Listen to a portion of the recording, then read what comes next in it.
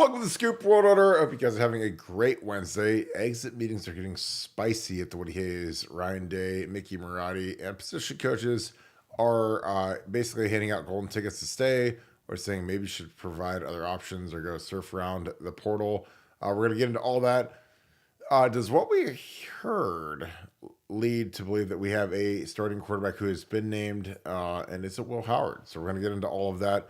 As always, we appreciate you guys kicking it with us. If you guys enjoy this content, please leave us a like, click subscribe, also click that little alert bell. Again, another huge show because you guys make one. It's great to be here.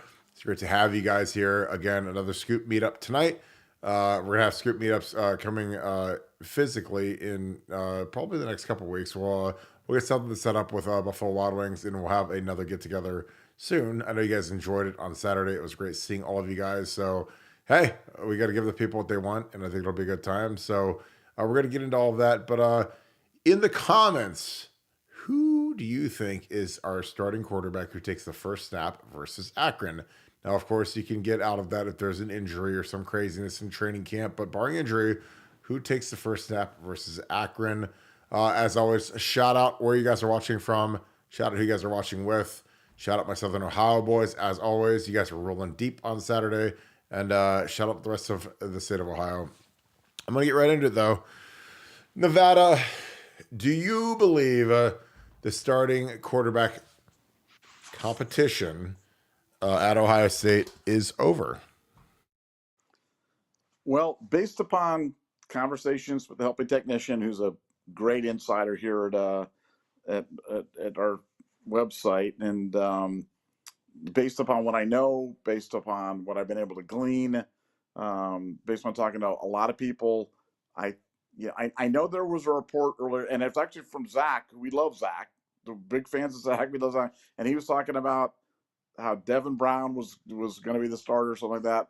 And our information, just so you know, is exactly the opposite. We have been told it's Will Howard, and that after final gradings through the spring, now they're not going to obviously announce this. There's concern about portal situations and transfer, and they want to keep the activity as live as they possibly can, throughout the fall, and obviously all of it's subject to change if one player balls out, or one player soils himself, or one player gets hurt, or one player gets in trouble academic. There's a million different scenarios, but based on what we know and based on what we've heard exiting spring ball, there's a clear number one, and that's Will Howard. And I think that may surprise some people. That may be unsurprising to a lot of people. I think it's unsurprising to me because, I'm married to a Mizzou fan. So I've seen a lot of Kansas State by virtue of watching Missouri games. And I've always liked Will Howard's game. I've always thought that Will Howard played. I've been amazed at what he could do and how he won the Big 12 2 years ago. He's always done it with less type of talent than he's got around him here. And, the thing is, if he could win at Kansas State, what would lead us to believe he couldn't win at Ohio State? And I think Ohio State's come to that same conclusion, especially in a Chip Kelly quarterback run-centric offense. I think he's the choice. I think it's an obvious choice. And I think based upon the totality of spring ball, I think he's the number one, the clear number one heading into the fall, and believe he'll be the starting quarterback and should be the leader of the Buckeyes when it kicks off for real in September. Yeah, I don't think there's any doubt about it. I know the lengths Fred went through to get him. Again, he met with him in Dallas early December. We had that first before any of the beat writers could go with it because, again, we just have better sources than they do. So we knew that in December he was going after Will Howard. There was a little curveball where Will, went to USC, wasn't thrilled by Lincoln Riley. All the crystal balls came for SC. Ohio State kept coming after him. They offered him a very nice NIL package. And he ended up coming to Ohio State. And Ryan, Ryan is a very sharp dude. He knows what happens when you commit to a quarterback. Again, only one quarterback gets to play. So if you go after a guy who's got 1 year to play, you're basically flushing all the other guys down the toilet because that's what happens. Again, there's a lot of these guys don't want to wait. A lot of these guys think that they're ready to go. And again, Devin's a young player. He's only a third-year sophomore. Lincoln obviously is a second-year freshman, a redshirt freshman. So, these guys got a long lifespan, but do they want to wait around? Are they worried about getting undercut by a portal quarterback? Are they worried about Julian Sayin? I mean, again, two of the things that were striking to me were how hard Ryan went after Will Howard, how much they offered Will Howard. Excuse me, I'm going to have three things.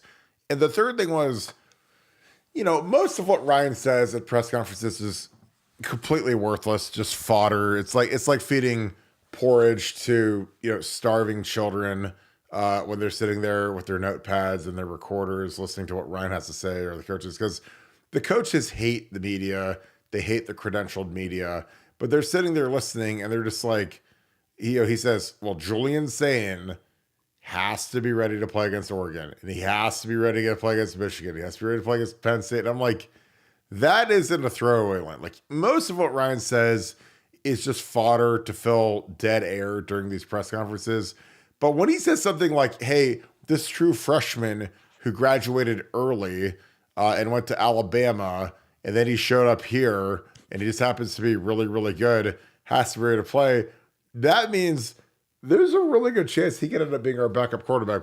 Because again, outside of the 14 season when we were down to quarterback 3, or last year when Kyle McCord left us at the altar and left his teammates and went and hit the portal in December, like, we don't usually get down to the third quarterback. So I think Ryan's plans are Will Howard at 1, Julian Sayin at 2, and whatever the other guys figure out they want to do, they can do. But I've heard a lot of intel from the exit meetings, and it makes me feel very strongly that Will Howard is going to be the starting quarterback.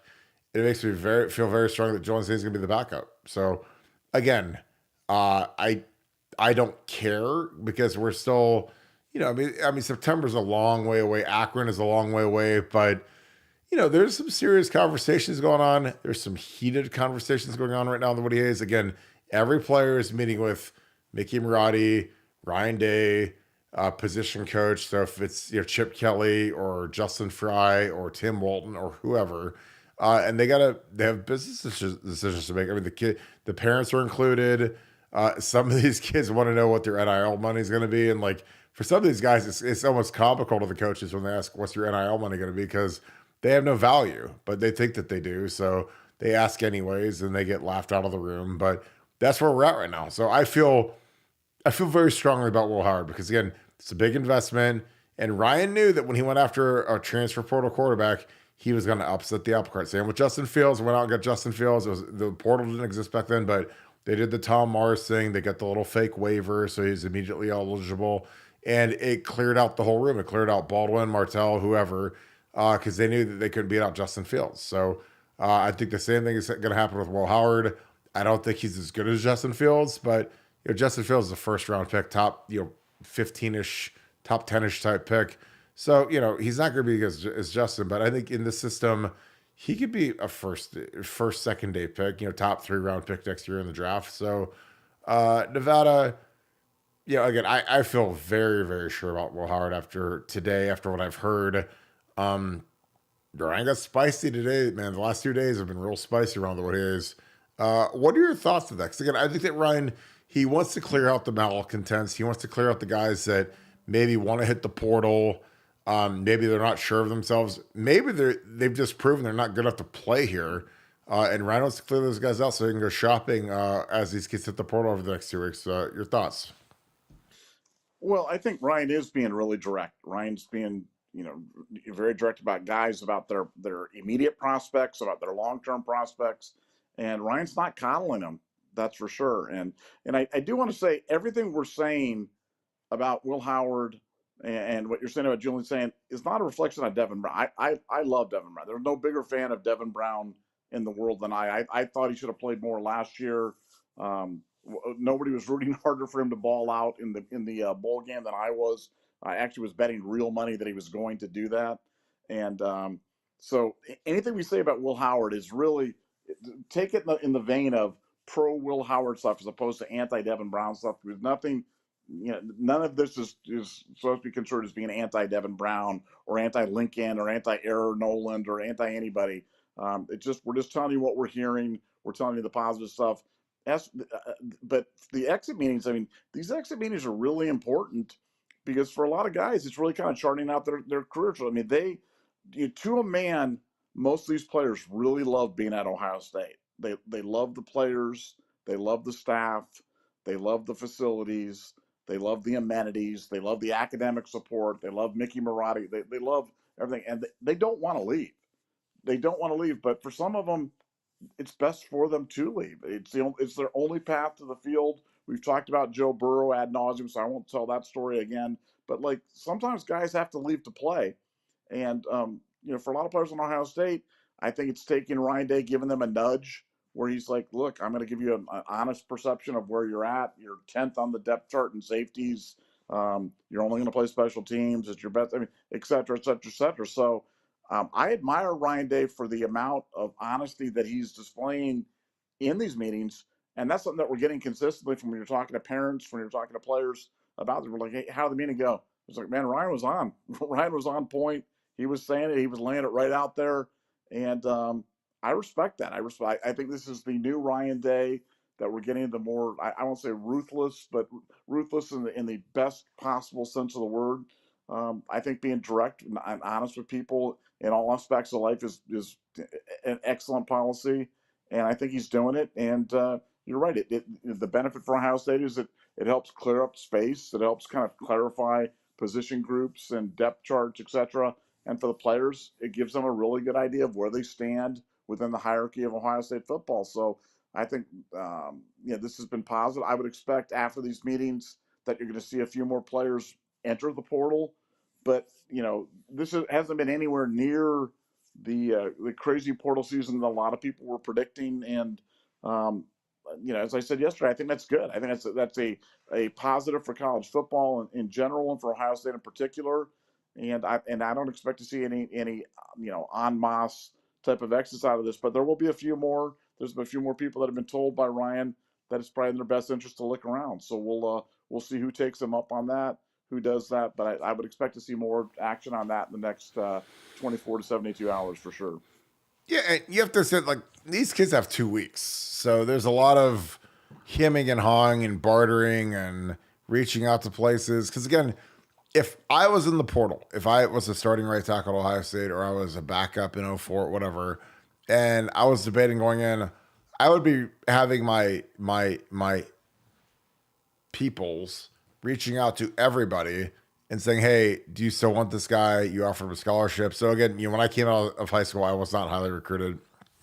I had Stanford, Northwestern, Pitt, Vanderbilt, those types of schools. So again, if you're in my shoes, go back to 04, space travel with me and pretend that you're like, okay, what are we going to offer this kid?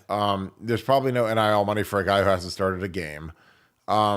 Is it worth leaving, a team that could win a national title? Because again, that's something these kids have to factor into. Like if you're Devin Brown, who, I think has a very small chance of winning the starting quarterback position at this point, based on what I've been told, does he want to go to a school that'll guarantee him a start? Yeah, he has guaranteed offers to start at certain schools, nowhere anywhere near the caliber of Ohio State. So you're going to go from Ohio State infrastructure, great offensive line, best receiving corp in the country, best running back corp in the country, Ryan Day calling the plays, Chip Kelly is your OC, to much lesser, but you'd be the guy there and you'd be guaranteed to start. And, at Ohio State, he's not guaranteed anything. He's obviously not going to start. And there's a good chance he might not be the backup. What do you wait? And again, the other thing is that, a lot of these kids, they know Ohio State is the S tier. It's the highest tier in college football. The amenities, the network, all of the shebang they talk about, but the biggest thing on top of all that, they've got a real chance to win a national championship this year. So do you want to be Jesse Klein? Jesse Klein quit Ohio State in 2002, spring ball. Nice person, would have been the starting fullback in the 02 season, quit after spring ball, which again, is fine. People quit football. Some people don't like football. People leave Ohio State. But he left the 02 national championship team where, again, it's not to be all end all to your life, but it's pretty cool to win a natty. And this team could win a natty. So do you want to weigh that and leave and potentially leave a national championship off your resume for the rest of your life. I don't know, but I think that that's something Devin has to balance right now because I don't think he's beating out Will Howard. From what I was told today with his grades, it's not even close. I think Will, and the thing about Will is he, as inaccurate as people want to say he was or whatever in the spring game, like he can't run the ball in a black jersey. When he can actually run the ball, it triples his proficiency that you'll see on a game day Saturday. And again, the spring game is a giant pile of garbage at this point.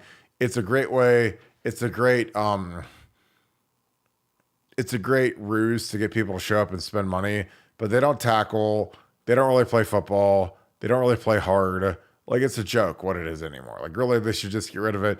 I mean, honestly, if I was the athletic director, for what Ohio State would go through the roof with the fundraising, and the fans would be a million times happier because I'd make everything way better than it is right now. But these guys would actually just have an open practice. I say, you know what? Instead of a spring game where we do all this trash and it makes all of our fans like, kind of satiated, but not like the way they need to be, I would have an open practice. And I say, you know what? Ones versus ones. So nobody's sitting out. Trey Henderson's going. Quinn Chon's going. All the big dogs are going.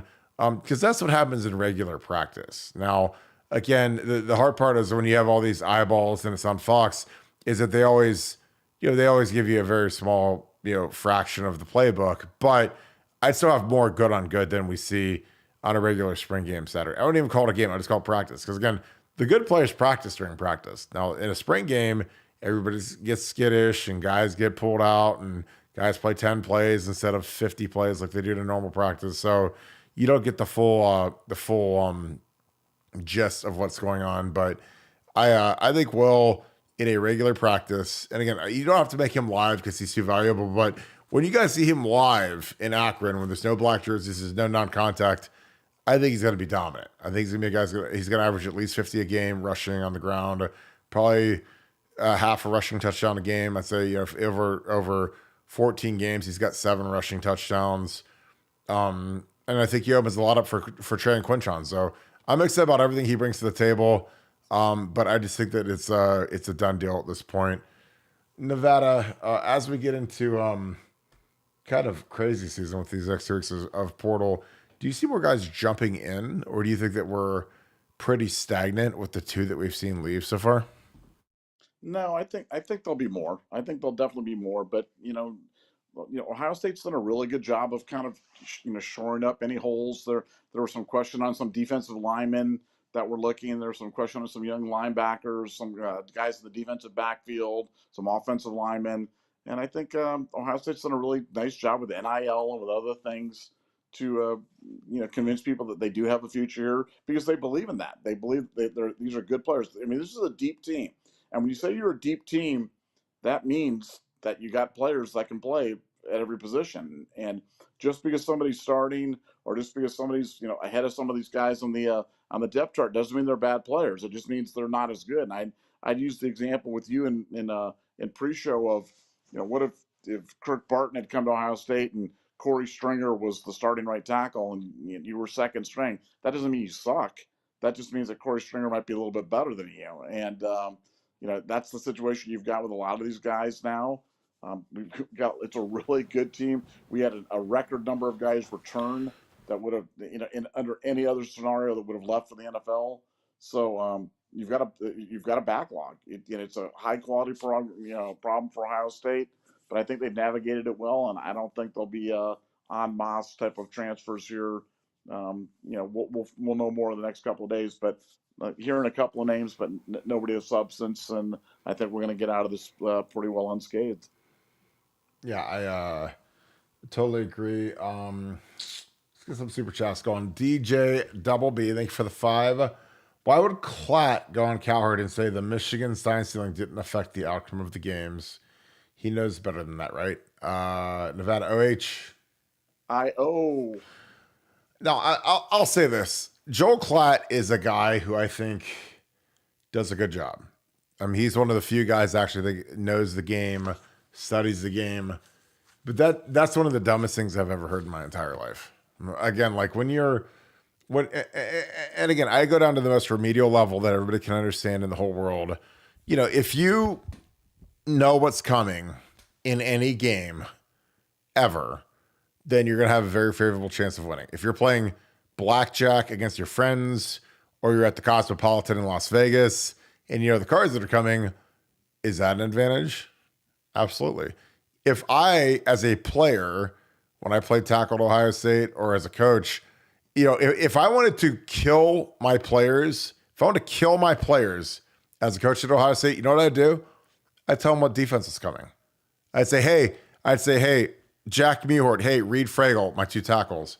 Hey, corner blitz is coming this play. Watch it. And guess what? Are they going to get any better if I do that? No. So I never did. So when I was drawing up scout team cards, I wanted to trick them. I wanted it to be hard, because when it hit Saturday, then all of a sudden there's, oh man, I'm glad that we repped that in practice. And I saw the safety move over to cover the receiver. And I saw the corner's eyes turn inside looking at the ball, knowing that you cheated in a little bit so he could get there a little quicker. Man, I'm glad he gave us all those good keys so that we could tell what was coming. I would never just go say, hey guys, corner blitz is coming. Hey, the Sam Mike blitz that everybody in the universe used to run, that's coming. Like that's the easiest way for you to now. Here's the deal. It's a short-term benefit, because when I'm sitting in there watching film with Urban Meyer and Tom Herman and all the coaches that are in the building, they'll be like, damn, you guys really got this drilled. Man, your guys blocked it perfect. Man, it's almost like they knew it was coming, because guess what?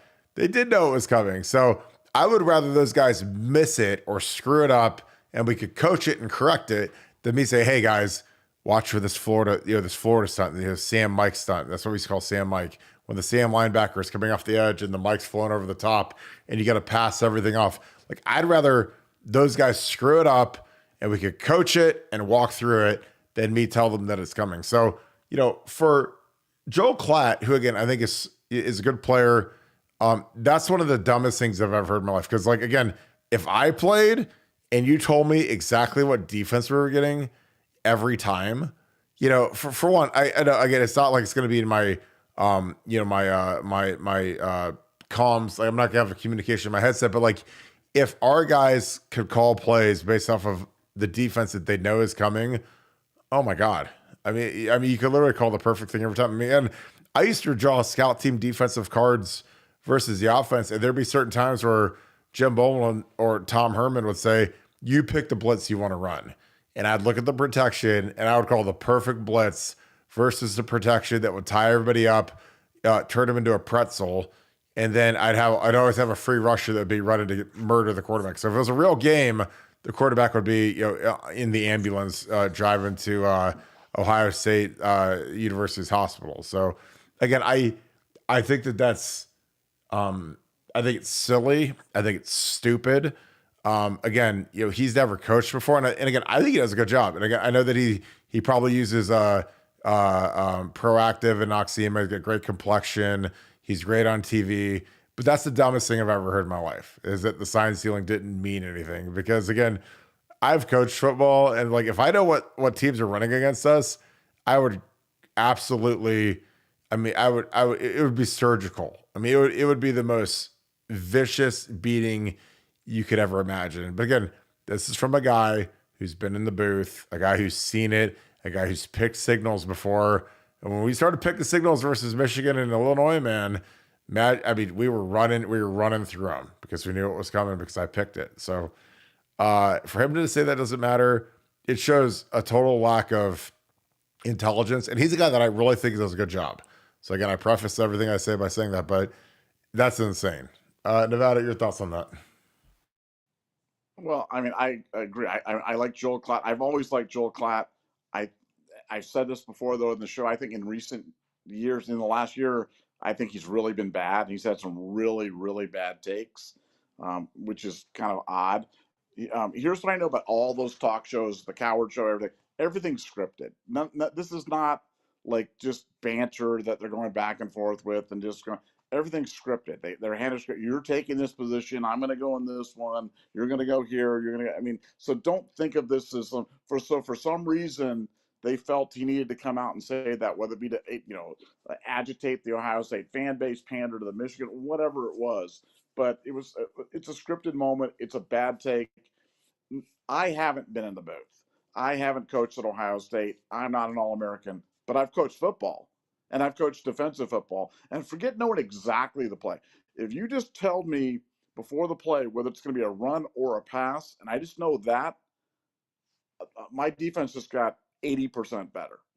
So, anybody who's coached at any level, you don't need to have been, at Ohio State. You don't have been in the NFL. You don't need to have access to the all 22. You don't need to be, Bill Belichick. If you've coached at any level of football or played any level of football, and just know, if you just have a general idea of what's coming. I still remember when I played baseball. My brother was pitching. We were playing All Stars. My brother was pitching, and my brother was 20 at the time, and I was 13. So you can imagine, he's pitching, and he's pretty much dominating us whenever he wants, but he's throwing practice. And my best friend's the catcher, and my best friend, Mike Purnell.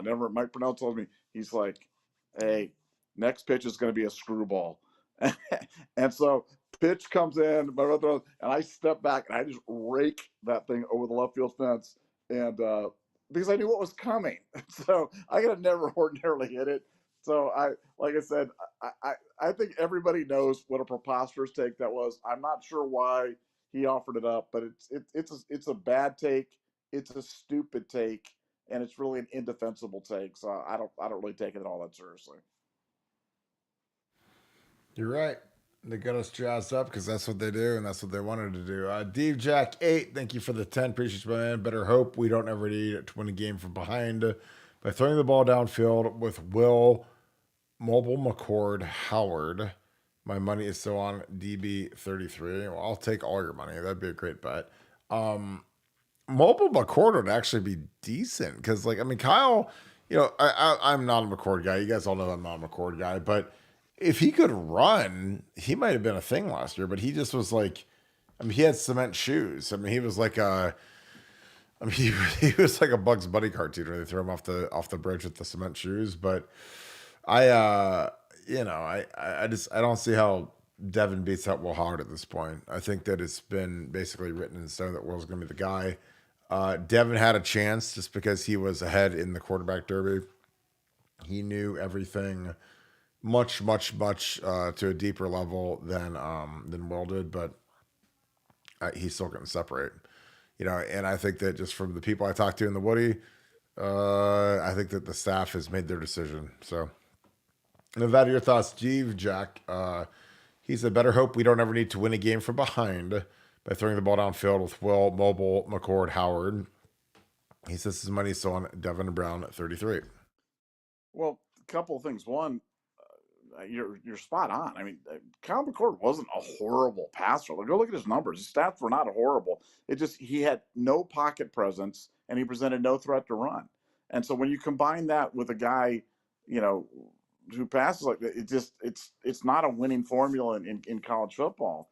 And as for Will Howard, Will Howard had some monster games at at Kansas State. It's much like the criticisms of JT Barrett with JT Barrett couldn't pass. And well, what about those 110 touchdown passes? Well, that's just going to be played a long time. It's like, Will Howard, did you see Will Howard just dice up Texas last year? He just ran the ball up and down the field against those guys. Yeah, but Nevada, that doesn't count because that doesn't count. Yeah, you're not allowed to count like him dicing up a playoff team because it doesn't count. It's not allowed to count. Okay, I got you. Okay, I'm sorry. So that doesn't count. It's like JT's like 100 touchdowns and silver footballs and first team All Big Ten. None of that's allowed to count because it's not allowed to count. I gotcha. Okay. Well, now that I understand the rules better, that's the rules. That's the Ohio State rules. It's like you can't count those 110 touchdowns because you're not allowed to count those. Got it. Okay. Well, so Will Howard being good against the playoff team is not allowed to count. You can't count because that doesn't count. I think Will was fairly good at Kansas State. And there's no reason to believe that he's not going to be even better I mean, first of all, guys get better year to year. That's just the way it goes. Guys get better when they're playing around with better coaching and better staff, and better guys get better when they play with better players. So you've got all three of those things kind of combining together, and I think it's a pretty good solid base to begin with Will. Even though I'm not counting the Texas game last year because it doesn't count, or his Big 12 And championship from 2 years he, ago. he also he also can't get better with better players and coaches either. That doesn't count either. That doesn't count either. Okay. He Well, can't given be all, better. He can't be better with J.J. Smith and Emeka than he was at Kansas State, throwing a bunch of people going into the convent or whatever they do after they're done playing football there. None of that. I mean, Jordy Nelson was like 20 years ago. It's a long time ago. Jordy Nelson was on my Senior Bowl team. So it's been a long time since they've had Jordy Nelson there. But so he can't get better, and coaches can't make him better, and playing with 3 first-round wide receivers and Chip Kelly cannot make him better. So he just can't get better. Again, that's the law of Buckeye Nation. We're kind of doomed then, to be honest with you. It's like that's the only conclusion I can come to. I totally agree. We're like Pablo Escobar on the roof when the search box running after him with the machine guns, and I was like, we have no chance of escaping. Because again, like that's the funniest thing. And again, like I love some of the people. Some of our fans are very dense.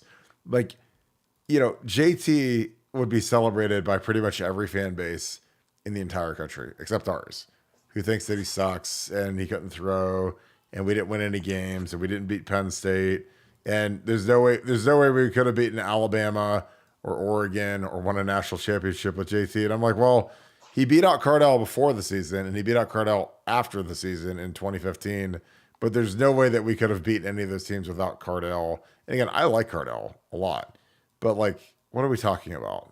We had a guy that was like, he was like a Heisman. He would have been a Heisman finalist if he didn't, break his leg and miss the Big Ten championship. I mean, if he has that capstone performance, and because that Wisconsin team sucked. Like I broke it down with Tim May going into that game. I wrote a whole preview where I said, I think we're gonna beat. I said we're gonna beat these guys because they can't block Joey Bosa. And our team's hungry. Like, I mean, these guys are peaking now. Obviously they had the massive screw up versus Virginia Tech, but since then, man, they were absolute nails. And I don't know. The JT thing will always amuse me because people say he sucks, he can't do anything, he's not efficient, he can't throw, but he threw he was as proficient of a quarterback as we've ever had. But he wasn't an NFL guy, so. To me, it's always silly when we determine that this guy sucks because he didn't play well in the NFL or he wasn't an NFL quarterback. But I'm like, Nebraska fans don't crucify Tommy Frazier because he wasn't an NFL guy, even though he was a Heisman finalist, Heisman runner-up. They revere that dude. So I don't know what it is, but it's something that annoys me to death because I love JT Barrett and I love guys that can run. And again, all I care about is how good are they at Ohio State? Because that's all that matters to me. I don't care if how good they are with the Patriots or the Houston Texans or the Seahawks. None of that matters to me. If they're good at Ohio State, amazing, great. Post Ohio State, don't care. The NFL means nothing to me. I like to watch it for fodder in the background on a Sunday, but that's it. So there's my rant, Nevada, on Will Howard, because I think Will's going to be spectacular this year. Probably going to be a top 5 Heisman finalist, but. Just my opinion. I think he's got a good schedule. I think he's got the best offensive staff in football, and also the best offensive supporting cast in football in the collegiate level. So, just my opinion. Any thoughts on that? I completely agree. I'm all in on Will. I think Will's going to be a stud. But again, time will tell, and we'll see. It'll be a fun topic to revisit throughout the year, but. You can write this down for Nevada. You can say, Nevada said this on such and such a date at such and such a time. I think Will's going to have a monster year at Ohio State, and let's see how it plays out.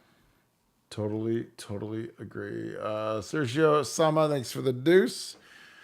If Devin Brown transfers, what happens to his NIL money? Well, I don't think he has any NIL money, to be honest with you. And I think that's part of the issue is, some of these guys walk into Ryan's office and they say, what's my NIL take or what's my slice of the pie. And Ryan's like, you get no pie. He's like, I mean, there's times where I think Ryan literally wants to be the soup Nazi from Seinfeld, where George walks in and he wants some bread, and he says that bread's $3, and George is like, well, she got free bread, and he's like, your bread's $5. Then he like the soup. Like that's what the NIL is like right now, because like I don't think Devin Brown has no NIL commitment. Like Devin, there was this point in time in the metaverse where Devin wanted money to play in the Cotton Bowl versus Missouri, where he wanted X amount of dollars, some crazy number, and they said no, and he played and he got hurt and he didn't finish the game, and we lost, and it was a disaster. So that was kind of a bullet that we dodged, where it was a big check that we didn't have to write, because we said, you don't get it because you haven't done anything. And now we get around to post spring, and everybody wants to know what's my cut, what's my take, what's my vig, and I don't think Devin has any. So I mean, and maybe he does, and it's not a big number. Maybe 1870 or the foundation has written him something, but it's not a huge commitment. It's not Jeremiah Smith money. It's not Caleb Downs money. It's not, frankly, it's not Will Howard money. Again, that's why, again, I put on my hat of just being, of running a team, running a franchise, running Ohio State football. Like, this is a lot like when a team drafts a quarterback in the top 2 or 3 in the NFL draft, and then you've got like a guy who's a kind of a journeyman, also ran. Like, there's going to be a lot of pressure on the brain trust to play the top guy. Like Caleb Williams is going to start the first day he gets to the Bears. Period. And it's over. It's a wrap. These guys that these guys are going to go to the top 3 or 4 in the draft. The kid from LSU, Drake May. There's going to be a lot of pressure for them to start on, like because they're getting paid. They're getting paid a lot of money. I see the fans want to see, like, Will Howard's getting paid a boatload of money. And he's also won in college football. Like Devin, as much as I like Devin, got a great family, the whole 9 yards, he's never done anything in college football. Like, he had opportunities last year. They tried to put in like a Tebow running package like the 06 Florida Gators, got hurt right away. They tried to feature him in this bowl game, gets hurt right away. And in the spring, he was okay. I mean, he had good days and he had bad days, but I think, as sporadic as Will was, Will wasn't exactly, laser dynamite when he was out there.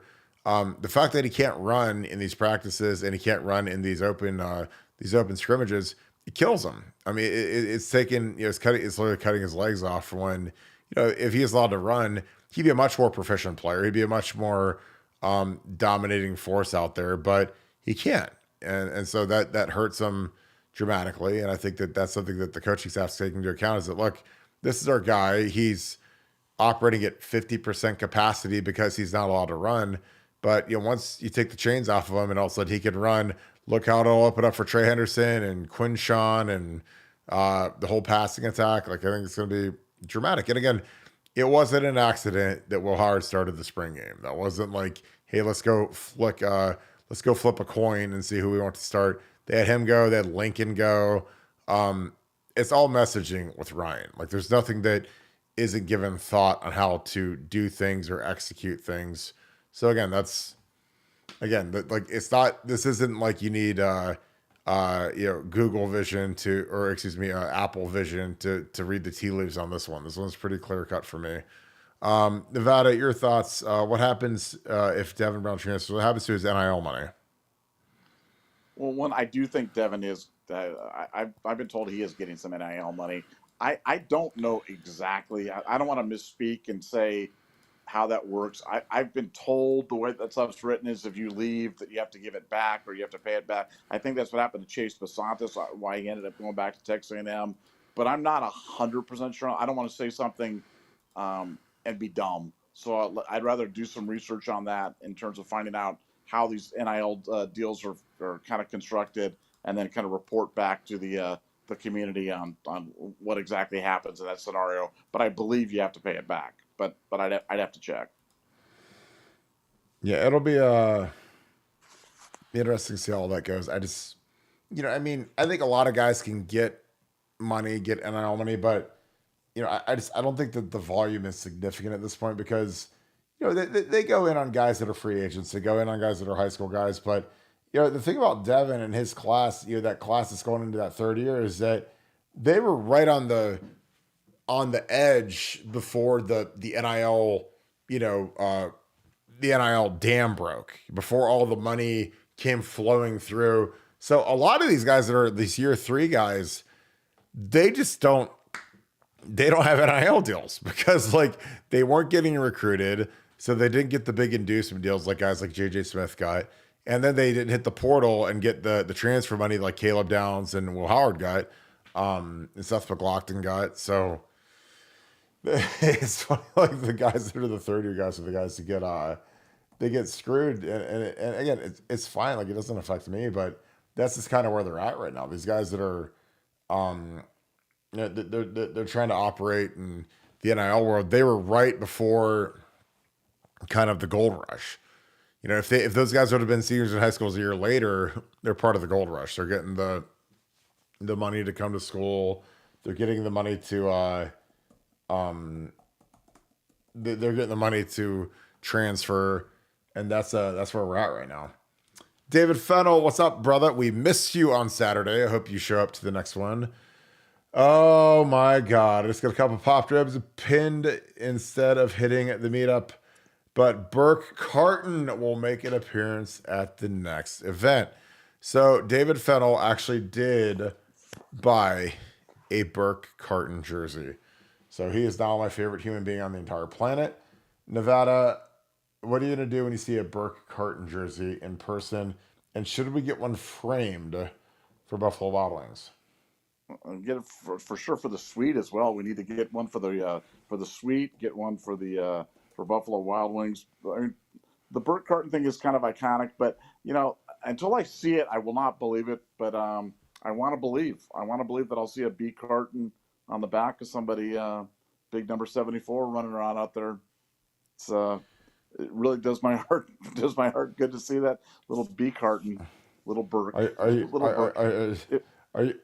proud of yourself? Well, I feel like I've helped you name your kids. We went with Kirk and Kane Burke. and little Spreaker, little Spreaker, little and little Spreaker Burke. Barton. Spreaker Barton. Little Spreaker Barton. Spreaker Barton and Burke. You have another one. If you go for 4, you got to go Burke. That's got to be the next one. You think? See, Burke could be a boy or girl name too. That's a perfectly unisex name. You know what I'm saying?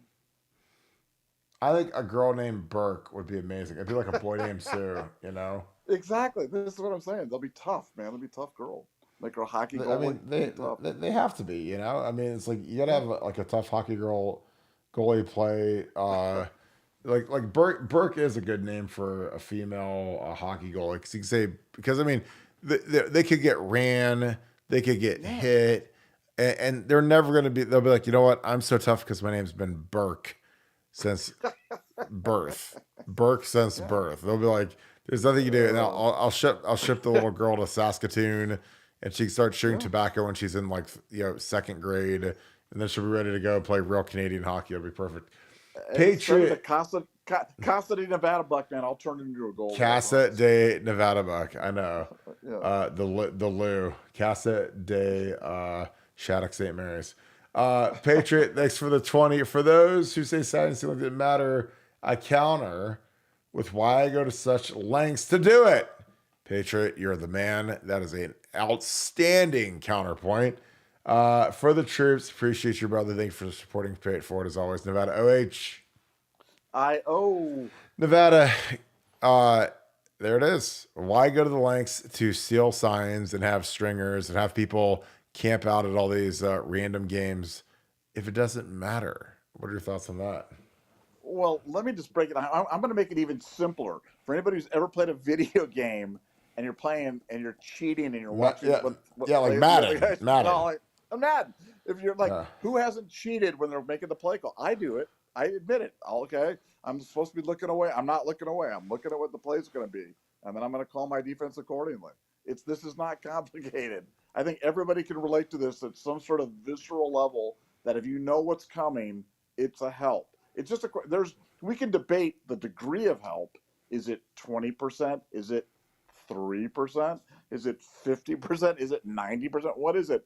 But it's an assist. To say that it's no assist, it's stupid. And the Big Ten thought it was important enough to freaking hand out a penalty in the middle of the season for the three most important games on the Michigan schedule. That's how important Tony Petitti thought this thing was.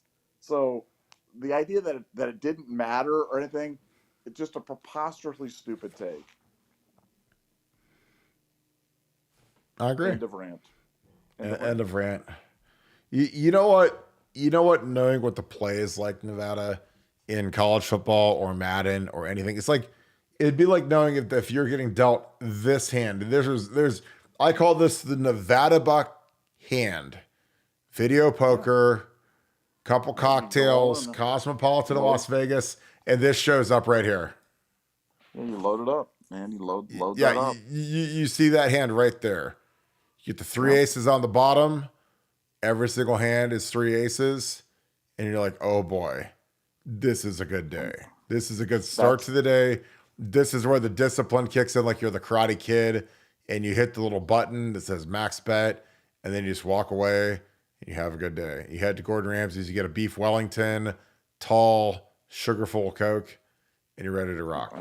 But I literally had to find a photo of the three aces because I was like, there's got to be a photo of the three aces on here on 100 plays somewhere because the only thing better than that would be if you had four aces. You get four aces.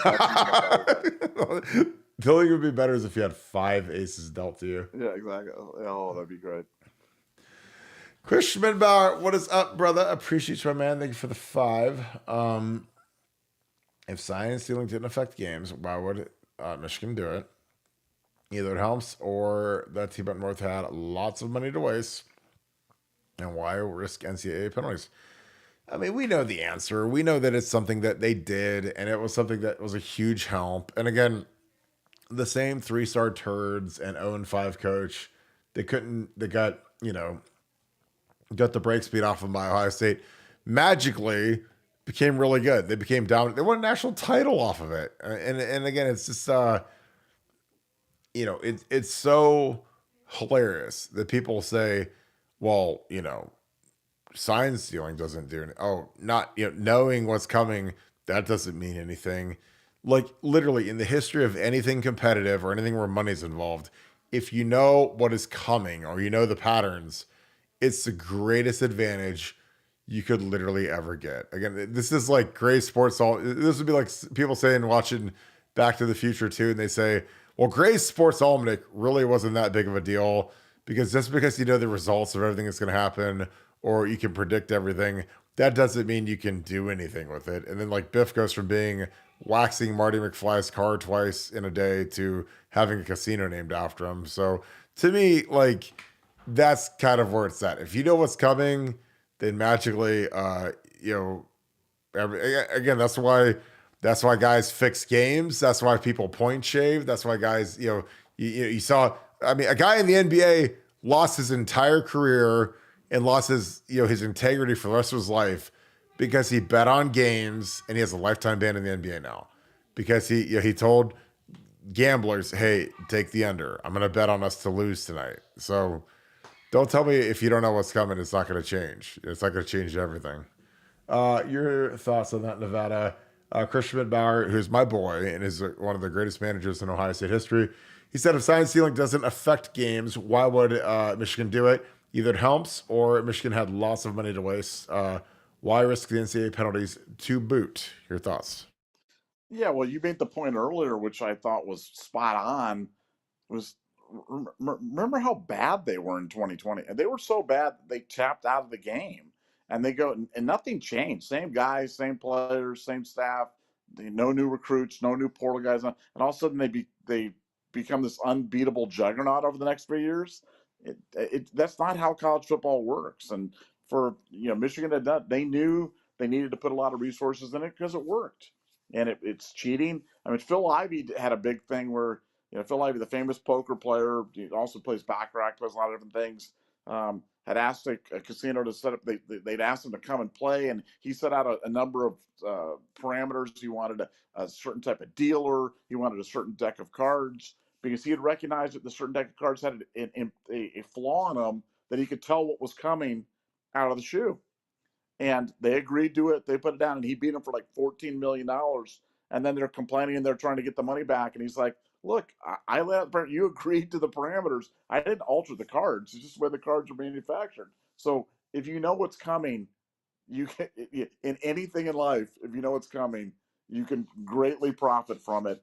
And Michigan greatly profited from their cheating. Like you said, they won a national championship out of it, but they're going to pay a dear price.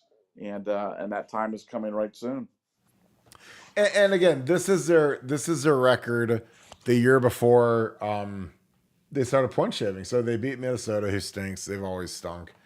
They lose to Michigan State. They lose to Indiana, who stinks. They lose to Wisconsin. I mean, they get ran out of the building by Wisconsin, 49-11. Rutgers, triple overtime to beat Rutgers. And then you can't see the Penn State score, but they lose 27-17. And then they get canceled. They cancel versus Maryland, cancel versus Ohio State, canceled versus Iowa, which was a makeup game that was actually scheduled after Ohio State because of COVID. So they were 2-4, and they honestly probably would have finished 2-7. So, again, they go from that to being a world beater juggernaut. And again, it's just also obvious to me. Gio did it. Thank you for the 10. Appreciate you, my man. Will Howard is a starter. Absolutely. That being said, Julian Sane will have his own battle next season, holding off Tavian Sinclair, who has prototype size and a ref for an arm. Go Bucks. Yeah, I think that's about right. I mean, I think Julian Will's the guy this year. I think Julian is the heavy favorite to start in 25. And away we go. And we'll see how Tavion Sinclair does. But he's rocketed up the rankings as fast as anyone I've ever seen. Because he's, I think, like the number 2 quarterback in the country. And he is, a lot of people 3 years ago would have bet the farm that Ryan Montgomery would be in the class. He committed to Georgia today, but he's not, because Tavion Sinclair is way better than he was. So Ryan Day went with Tavion, a guy that was offered actually after Ryan Montgomery. And, they kind of both did their own thing. So it'll be interesting to see what Julian Sane can do. But I think Julian Sane is a freak. He's the future.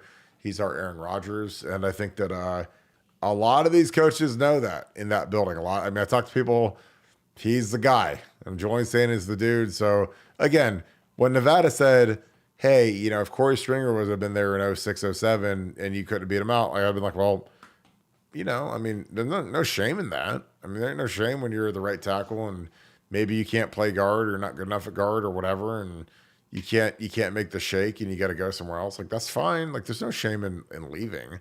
Again, I give guys credit who leave that want to go play more than guys that just stick around and they do nothing and they're totally worthless on the roster, because there's a lot of dead weight on the roster, and Urban got really good at trimming the dead weight, trimming the fat off the roster. And I love him forever for that. And Ryan has taken right from the Urban Meyer handbook in terms of getting rid of guys that they might have been recruiting misses, maybe their character misses, whatever. Get them off the roster, go get some guys that can play and help the team out. Nevada, your thoughts? Gio did it. I appreciate you, again, as always, being on here. He says, Will Howard is a starter. That being said, Julian Sane will have his own battle with Tavion Sinclair next year. Your thoughts on that? Yeah, I think Julian Sane's unbelievable, and I think Tavion Sinclair is fantastic. So it is going to be one heck of a battle. I hope that Devin's here for it. I hope that Lincoln's here for it. I hope that Aaron Nolan's here for it, because I know that whoever's the best that emerges out of that group is going to be one heck of a quarterback. So it's going to be a lot of fun. The challenge in all these scenarios, as you talk about all these great quarterbacks, is can you keep them all? Can you keep them all around? Can you keep them happy? Can you keep them engaged? Can you keep them out of the portal? And frankly, it's unknowable. So I don't know who's going to be here and who isn't. But right now, we've got a great group, and it certainly bodes well for the future, because we're going to have some great options. And like I said, St. Clair might be the fastest rising prospect that I've ever seen covering Ohio State, because he was relatively lightly regarded not that long ago, and now, like you said, just flown up the chart and is blowing up big time, and couldn't happen to a better kid. Great player. Can't wait to see him in Scarlet and Gray. And I tossed Saban Sinclair's film on. But yeah, again, he's, the hard part about like with quarterbacks is you go on these kids so early because they go freshman year. I mean, you're like, oh God, we better go on a kid. And by the time they're sophomores, 16 years old, if you don't offer them, you're basically out of the game. And a lot of these kids are choosing their spots because there's usually only one quarterback per class. Sometimes we take two. But this kid, not a late bloomer, but like kind of a medium bloomer. And again, these kids, again, I've lived it. This is just being factual. Some of these kids hit puberty later than others. Some of these kids sprout up, they get bigger, they get stronger, they get coached up, they get more serious. And Tavion is, I mean, he's a national kid, 5-star kid, top 3 quarterback in the country.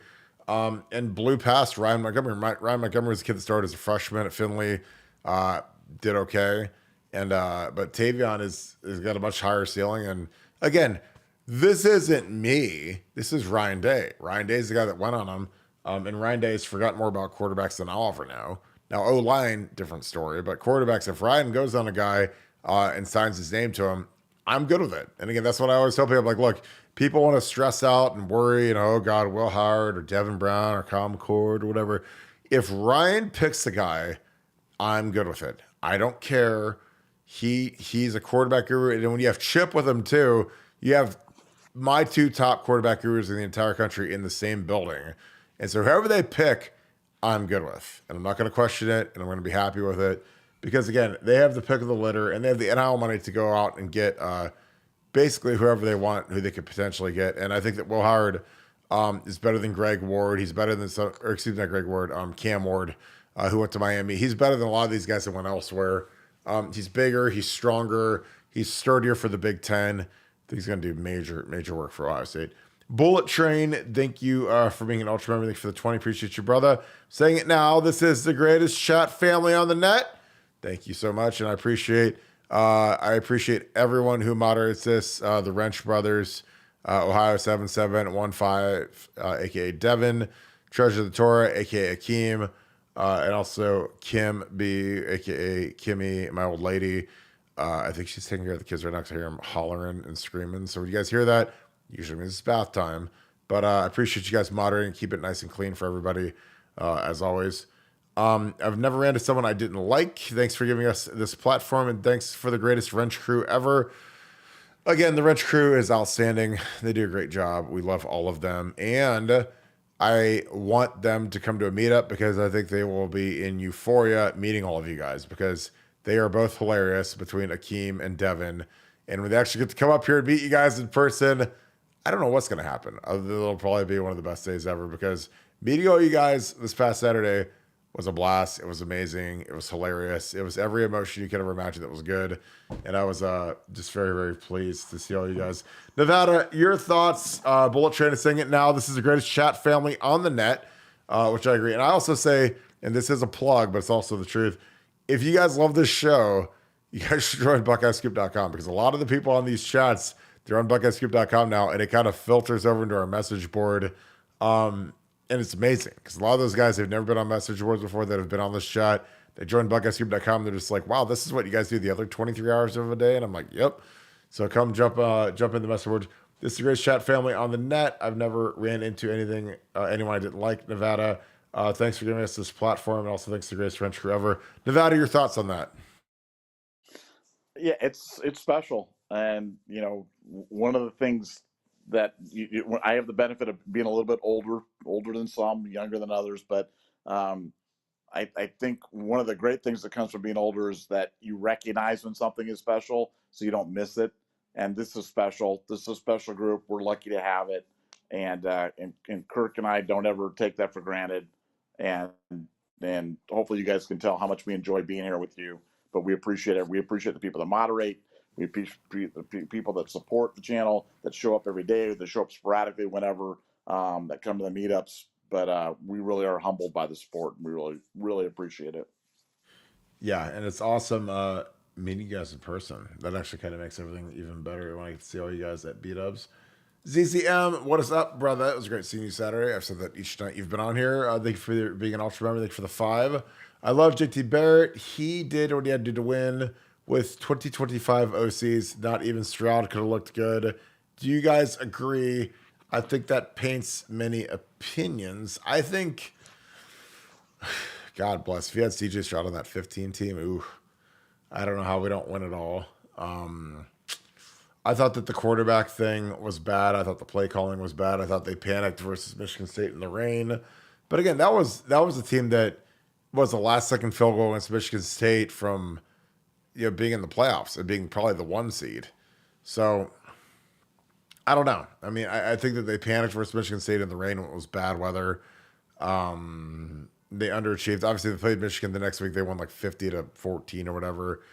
So I don't know. I thought, they wanted Cardell to come back. I think what would have been best for all parties is if Cardell would have gone pro after the Oregon game. I know they would have said he only started 2 games or whatever, 3 games. The Big Ten title game, then obviously the Bama, then the Oregon game. But the iron was hot. I thought Cardell should have left. I thought that the dog and pony of keeping him there was stupid, and he should have left. And he probably thinks the same thing because his stock went down the next year when he was undefeated and he still got benched for JT. And like I said, I love JT. JT, not a prototype NFL guy, but he's a prototype winning college guy, which is good. That works for me. Because all I care about is winning. I don't care about stats and translation into what he'll do in the NFL. I care about, is he going to win at the college level? And JT was that. But again, I've seen seasons and teams die because of indecision at the quarterback position. '05 was like that when they were picking between Troy Smith and Justin Zwick. Cost us the Texas game. I thought it was poorly handled. And again, I love Jim Trustell to death, but he should have just went with Troy and we'd have won that game. And then I also think that, you go that 15-year, Urban was in a tough spot because, Cardell was older than JT. It's probably all even, but, the fan base, the funny thing about that year is that everybody, that hates JT now wanted JT as a starting quarterback in 15. Like, I mean, everybody hated Cardell then because he was the starter. He was the guy. The old cliche, which I think is a dumb cliche, that the backup quarterback is the most popular guy in town. That was real in 15 because JT ran the offense really well in 14, threw for a bunch of yards, did great. And then, obviously Cardell wins the Natty. So they go through that whole camp and Cardell, at Virginia Tech, all of a sudden is going to be the starter. And I didn't agree with it. I didn't think it was great. And the offense just kind of sputtered along. And I also didn't agree with the split between Ed Warner and Tim Beck, where Ed Warner was the play caller, but also the line coach. I think that's too much work for one guy to do. I don't think a line coach should ever be a play caller. Jim Bowman did that for 10 years. It was hard to do. But I think that, you don't have enough time around the passing game to be a really proficient play caller. And that's why I think most teams don't structure their offensive side of the ball that way. Nevada, your thoughts? ZZM asks, he loves JT Barrett. And he says JT did what he had to do to win. With 2015 OCs, not even Stroud could look good. Do you guys agree? And he thinks that paints many opinions. Well, yeah, I mean that was a tough year. It was just a mess. Cardell had obviously been promised by there were some assurances made to him in order to get him to come back, and that kind of painted Meyer into a kind of a corner, and there was all just sorts of things. But here's the ultimate irony of that 2015 season: is under an expanded playoff system, that team more than likely wins the national championship, and so you're as a viewer, as a fan of Ohio State football, you're gonna have to recondition how you look at all these seasons and everything in the light of this 12-team playoff, this 1 versus 2 in the Big Ten, because it's not going to be about whether you lost that game against Michigan State or didn't get it done against Purdue or split the bed against Iowa. It's going to be about how you do at the end of the year, how you do in the playoffs. And that's what we're going to evaluate all these teams, because for a lot of fans, it's national championship or bust. If you win the national championship, you're legendary. You're the best. I mean, Craig Krenzel is considered by many as this legendary, unbelievable winner, moxie, unbelievable quarterback. And you're talking about a guy that was like 4 for 14 for 85 yards in regulation against Miami. That I think he finished 7 for 21. But people don't remember that. They just, they remember, he's a winner. He won. So I think as we look at these teams, it's going to be about who's playoff ready, who's healthy, who's firing on all cylinders at the end. but it's going to change the way we look at Ohio State football, because it's no longer about season-long excellence. It's no longer about perfection. It's no longer about 16-0. It's just going to be about win that last game, get into the playoff and get hot come playoff time. And I just think it's going to be. I can't wait for it. I'm a little nervous about it. I'm a little scared if it's going to affect the great game that I love in college football. But it's going to be exciting, that's for sure. Yeah, I think you're right. It's going to be really interesting to see what these guys do and how they do it because I think the quarterback thing is always tough, and I think that 15 year they also had a lot of guys that they didn't mail it in, but they just weren't the same. They weren't as hungry as they were, and again, that's part of why it's hard to repeat in any sport. It's really tough to get guys to be as all in and as good as you need them to be to win it. Because in 14, none of those guys had ever won anything, and then all of a sudden they get a chance to win the Natty and they eat it up. But then in 15, it all kind of fell off the earth, which was rough. Jeremy Moreland, what's up, brother? I got the Buckeye Scoop Jeremy Cup, so we're gonna get those up first out pretty quick here. Appreciate you, my best guess on what will be our first of any home night game or games. Well, looked at the schedule. I know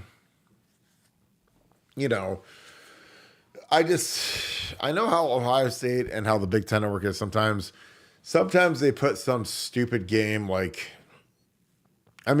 last time we played Akron at home was a night game, and that was idiotic. But they did it. They made it an 8:00 kick to watch a 77-0 pillaging. So I don't think the home opener will probably be a noon game. Western Michigan probably a noon game. Could Marshall be a night game? Probably, maybe not. I don't know, because they're going to go to at Michigan State. Iowa, no. They won't make it a night game when they got to play Oregon the next week. Nebraska, they play the 26th, and then they go at Penn State. So would they make Purdue a night game? Maybe. I don't. Again, this is hard because a lot of the times that they do these night games, they make no sense and they're stupid. But I'm just saying it's going to be, I don't know. Usually when they've got a big time road game, they don't do it. I could easily see the Penn State game being a night game. That'll either be the big nooner or that'll be the NBC game of the week at night. But I don't know. I don't see one that's like screaming night game. Obviously, we had that November night game versus Michigan State. Michigan State was trash. So I don't know. Could Marshall be it? Maybe. I don't know why, but I know that they like to put these stupid games as night games. I can't imagine I would be when they have to go to Oregon the next week. And Nebraska doesn't seem like it'd be likely when they've got to go to Beaver Stadium next week. But what are your thoughts on that? Well, I think it really depends. It's all comes down to that kind of drafty thing that they were, in years gone by. Does Fox have the first pick this week, or does ABC, ESPN have the first pick, or does NBC? It's all going to be about that drafty thing. So if there's a better other game during that week that gets slotted into the big noon kickoff because Fox is going to take that, then maybe that kicks Ohio State up for whatever reason into a night game. So yeah, I agree with you. There's not a real logical one on the schedule. But to your point earlier, we've played some really illogical night games in the past, and I would expect that'll be the case this year too. We'll play some game at night. I think the Marshall game could very well be at night, and does that make sense? No, but could it happen? Sure, that wouldn't shock me at all. We played Marshall at night in 2010, I remember, and it makes no sense why it's a night game, but that's just kind of you're at the mercy of the TV, and I think that sometimes they just like to put Ohio State at night so they get some sort of rating. Because when you put Akron, Ohio State at noon, no one's gonna watch. The Ohio State fans will watch it anyways. But if you put it at night, you might get a little bit more of a fan base. But I don't know. Like I said, we played Akron at night. We've played MAC schools at night. It doesn't make sense to me anymore. But kind of is what it is. So sorry, Jeremy. I tried to do the best I could, but a lot of it doesn't make sense. So maybe one of the bad games will be a night game. I can't imagine Iowa would be. Nebraska in October when they got to go to Penn State. I can't imagine them making that a night game when you have a road game. It'd be interesting to see if they make that November 2nd Penn State game a night game. That'd be real interesting. Hi, Refugee. Thanks for the 10. Thanks for being an ultra member as well. And with Howard being at the starter, but we need Devin unless other dudes get way better. I think Aaron may adjust to the lights a little faster than Julian. Either way, we're winning the Natty. Nevada OH. Nevada, your reaction to that? Do you think that we need Devin unless other guys get way better? I always say depth is an illusion. I would love to have Devin on the roster. I think Devin loves his teammates. I think Devin wants to be part of the team, but does Ryan Day want him to be part of the team? I don't know. That's the thing that Devin has to figure out. And does he want to sit for another year and then potentially have to be in another QB battle next year with Julian Sayin? And that's the other thing. I don't agree with Air adjusting to the lights faster than Julian. I think Julian is he lost it. He didn't lose his black stripe just for Ryan Day's health. He's been dominant in camp for a young guy. I think he's only going to get better. What are your thoughts on that, Nevada? I do think we need Devin. I've said it repeatedly on the show. There's never been an Ohio State national championship team that didn't utilize the backup quarterback, and there's never been a season anything even remotely close to being as long, as challenging, and as arduous as this one. So I think you're going to need at least two quarterbacks. I could see you going to the third quarterback. We've had that situation presented before. We can say it's been rare to go past two, but we've never played 16 or 17 games, and especially the last 6 games for us are going to be Michigan, Oregon, and then potentially 4 playoff games against all ranked opponents. So I think you're absolutely going to need the backup quarterback. I think the thing about Devin situation. I don't want to get the impression that Ryan Day doesn't want Devin to be there. The question is going to be what's best for Devin. Does Devin feel it's best for him to move on? I don't think Ryan Day, if Devin comes in and says, Coach, I want to move on, I don't think Ryan's going to cry or he's going to say, do what you got to do. But I think, from a selfish Ohio State fan's perspective, and that's what I am on the show, is a selfish Ohio State fan, I really hope Devin stays around because I really believe he can help us. And I really, truly believe there will come a time this season when we need him to help us. And having a guy that's a little bit more veteran, that's been around the program, although he hasn't done really anything in college yet, at least he's got more experience than, I think Julian Saint's going to be great, but he's a freshman. And Eric can be terrific, but he's a freshman. And Lincoln is a kid from South Dakota that's still relatively inexperienced. So who are we going to turn to? If something happens to Will Howard, man, I sure hope Devin Brown's around to pick it up because I think he can get the job done. Totally agree. Roger Smith, thanks for being ultra. Thanks for the deuce. Scoop gear on at my nephew's baseball game, Nevada OH. Roger, thank you for being a patriot and a great American and a great member of Buckeye Scoop. Appreciate that. That is excellent. And I'm sure that everyone is jealous of you and your sweet fly gear. Lee McAllister, thank you for the 10. With the talent we have, pick a QB already. Will, Devin, Julian, or Error. Man, a lot of hate on our boy Lincoln Keenholz. Good with any of them? Let's go, Nevada OH. I think that there's kind of a back and forth sometimes, but I also think that, when you're Ryan, in the olden days, I think it's better to wait. I think now with the portal, it's better just to name your guy. I think that Will Howard's the guy, but maybe he didn't show enough. But based on what Ryan did to get him, I think that it's clear that Ryan wasn't happy with what he had coming back. So, again, I'm all over the place on this one. I think Will Howard's going to be the guy. I don't even think it's close. Devin's got a decision making. And again, Will's played more football than everybody in that room combined at times like 10. So, Ryan obviously liked what he saw. This isn't like he went out and got somebody from Mars who he's never seen play before. He watched a lot of film on this guy before he bet the ranch on it. And again, this is a critical year for Ryan Day. This is the biggest coaching year of his entire career. Why? Because this is the best team he's ever had. He's got his mentor. There's no more excuses. Michigan sucks now. They're a dumpster fire. It's not the old Michigan with Jim Harbaugh and how they ran us out of the gym the last 3 years. This is a much weaker Michigan team. The schedule is weaker. Basically, he has to get through Oregon, and that's it. Then he has to run the table in the playoffs. But Bama's down, Georgia's down. A lot of teams are down. This is Ryan's year, man, and I'm telling you, I think he lets it go. I think if Devin sticks, it'll be a good competition. But I think Will's the guy. Nevada, your thoughts on picking a quarterback this early in the year? Yeah, see, I have a slightly different view than you do. I mean, I think with the port, and maybe I'm misunderstanding your point, so maybe you can clarify.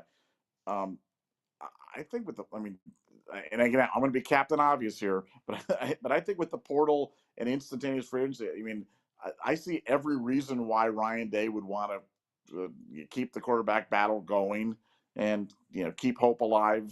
Um, for all the quarterbacks because he doesn't want to lose them to the portal and he wants to keep them around because you know things happen.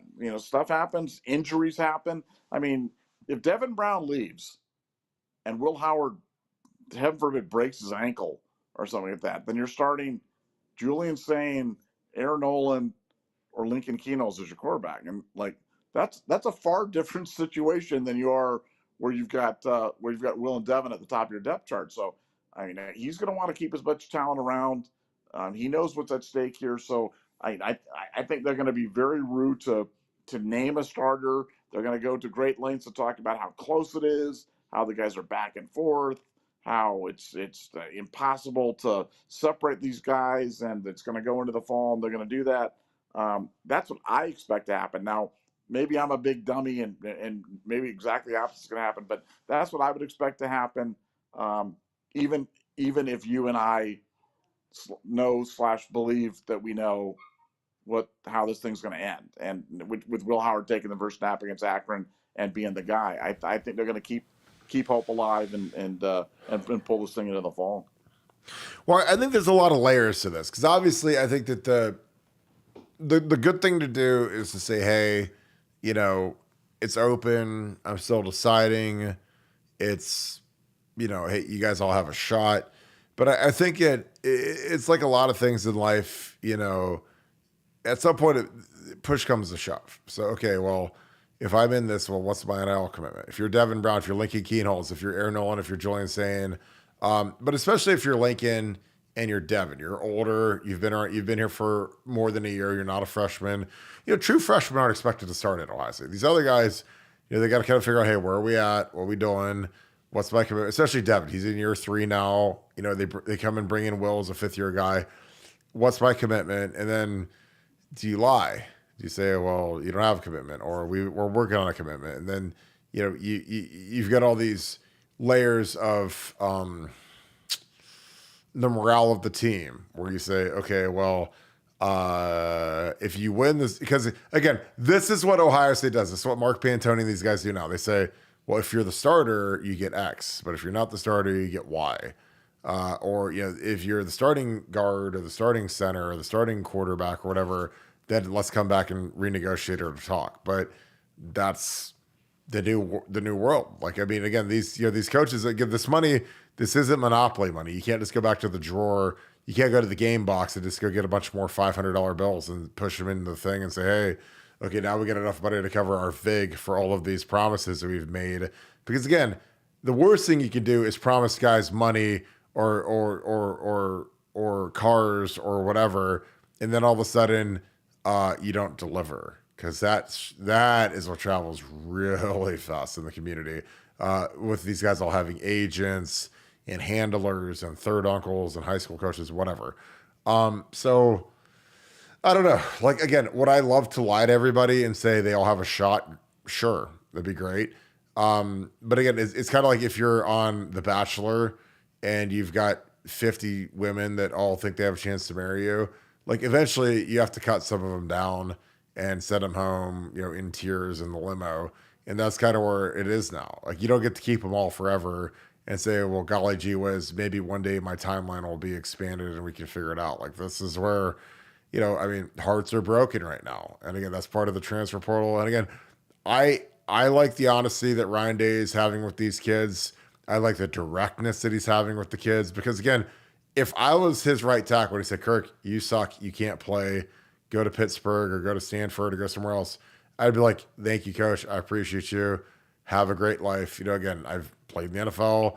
Not everybody gets to play 20 years in the NFL. A lot of guys don't last very long in the NFL. And when you're done, you're done. And again, the thing I appreciated the most out of coaches was honesty and directness, as opposed to trash BS. Hey, you're fine. Hey, you're doing great. And then boom, hit over the head of the 2x4 and you're cut. So again, that's kind of where we're at right now. And again, I think Ryan and his staff are doing a good job. Now, there's hard conversations being had. I think there's going to be more kids in the portal the next few days because, they're fifth string and they want to play and they're on scholarship and they brought in a portal guy that leaped them. Or, for some of these guys, if you're a second, third year guy and a freshman leapt you on the depth chart, then what does that mean? It means it's time to get out of Dodge and go somewhere else where there's a little bit less competition. Which again, there's no shame in that. I mean, Ohio State is as hard as it gets to play. That's legendary difficulty, and I think that these guys know that. Pooh 12, thank you for the 5. Thanks for being an Ultra member as well. Thanks for being hilarious on here each and every night. J.K. Dobbins signing a 1-year contract with the Chargers. No way. With our boy Jim Harbaugh. Hate to admit it, but if he's healthy, he will crush it with Harbaugh. I totally agree. And again, it's not just Jim Harbaugh; it's Greg Roman, who was with him in Baltimore. They signed Gus Edwards, who was really good in Baltimore, and J.K. So 2 Baltimore Ravens running backs who worked for Greg Norman are now Los Angeles Chargers. And I think J.K. can be better than Austin Eckler easily. And I think J.K. and Gus Edwards probably cost half as much as Gus Edwards, or excuse me, as Austin Eckler, who went to the Washington Commanders. Nevada, your thoughts on J.K. teaming up with Jim Harbaugh? Yeah, I mean, great move for both of them. That's J.K.'s Harbaugh's kind of player. Now I heard there was a rumor going out there that Harbaugh was going to trade Herbert to Minnesota for a bunch of draft picks and take McCarthy. Now that that would be a spicy burrito right there. If he did that, that would be one of the all time. I'm not even sure what I'd call it, but as good as the J.K. Dobbins signing would be, I think that would be an all time disaster. I'm hoping and praying that happens so I can laugh at it the whole time, being that he's right here in our backyard here, playing here at SoFi. But yeah, good for J.K. He'll fit well in that refined Charger system. And I do hope you trade Herbert, man. Trade Herbert and draft McCarthy. That would be beautiful. What would you trade if you were Minnesota? What would you offer for Herbert? And what would if you're if you're Harbaugh? I mean, if you got 4 number ones for Herbert, including the one to get McCarthy, would you do it? Yeah, it would. I mean, the starting price would have to be 3 number ones. I mean, it would have to be 3 number ones. I mean, for a guy like Herbert, yeah, I think it's 4 number ones. So, I mean, but here's the problem. Okay, the number 1 picks are great, and JJ McCarthy stinks. So, if you're trading away a guy that can play, if the quarterback position really is so important in the NFL, and you got to have a proven guy, and you've got a guy who's proven he can play, and you take JJ McCarthy, who more than likely cannot play in the NFL, and you're going to make him your guy. I just think it's a disaster. I don't care how many trade picks, first round picks you get. You're setting the franchise back, a long way by doing that. All right, so here's my question, because I am an enormous Justin Herbert fan. I've got him in my Dynasty Fantasy League. Outside of Mahomes, who in the NFL, if you're building a franchise today, like the Las Vegas Nevadabucks they have a second LA team to go with the Raiders. The Las Vegas Nevadabucks are here, and they say you have to pick a quarterback, but you can't take Mahomes. How many guys did you take over Justin Herbert? I mean, it'd be hard. It'd be hard to pick many, I mean, you'd like to pick Josh Allen, but the turnovers, the crazy turnovers, and Lamar Jackson is kind of a unique animal, but not sure I want to run that kind of offense. Caleb Williams and these guys that are coming in are all, unproven. Joe Burrow, maybe, maybe Joe Burrow, but Herbert would be up there, man. I mean, he'd be up there for sure, no question about it. Yeah, and I love Joe Burrow. I think he's awesome. I think Herbert's better than Burrow. I just do. I think he doesn't, again, he had Keenan Allen, but I don't think Keenan Allen's anywhere. I don't think Keenan Allen and Mike Williams are on the same level as Jamar Chase and T. Higgins. It's my opinion. Could be wrong. You guys can kill me. You guys can roast me, but and I love Keenan Allen too, but he's not Jamar Chase. Jamar Chase is incredible. But this is my opinion. Again, I think Herbert. It's gonna be interesting when he's in this simplistic run offense to see what he can do in the throw game, how it affects his fantasy numbers, which I care about. W Buckeye, great meeting you on Saturday. Appreciate you, my man. Thank you for the 10. Have you or Nevada heard of any major renovations at the WAC?